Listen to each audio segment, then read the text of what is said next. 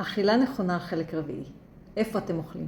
אתם רגילים לשבת ליד הטלוויזיה, לאכול בעמידה, לחטוף משהו, לזלול מעל הסיר. הרבה פעמים זה גורם לנו לחוסר בקרה וחוסר שליטה על המזון שאנחנו מעוניינים לצרוך. אנחנו מאבדים את התחושה של הכמויות גם. האכילה המומלצת היא זו בישיבה, ליד שולחן, בלי הסחות, בלי מסכים, בלי מחשבים, בלי טלפונים. פשוט לשבת להתרכז במזון שאנחנו אוכלים ולאכול אותו לאט. הרעיון שמאחורי אכילה בישיבה, בנחת, הוא שהגוף שלנו בנוי בצורה כזאת שהוא במצב של סטרס כלשהו, או שהוא דרוך, הוא מפנה את מרב המשאבים לזרימת דם לגפיים התחתונות, כדי שנוכל לברוח חס וחלילה מאיזשהו איום, ופחות מופנה לפעולת העיכול. אנחנו מעוניינים שפעולת העיכול תהיה מיטבית.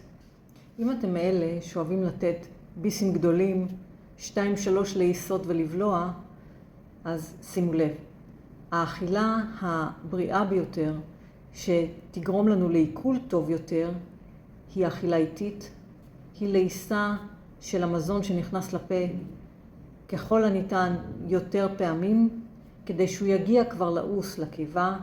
לקיבה יהיה פחות עבודה לעשות, והיא תעשה את העבודה שלה בצורה הרבה יותר טובה.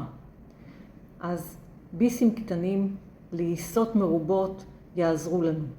לצורך זה, מאוד מומלץ לאכול גם במזלג ולא בכף. אלא אם כן כמובן מדובר במרק, זה סיפור אחר, אבל במזלג עולה פחות מזון, ואז אנחנו נוכל להכניס ביס יותר קטן לפה שלנו, ללעוס יותר, ואז לעזור לקיבה. דבר נוסף הוא להניח את המזלג בין לעיסה ללעיסה.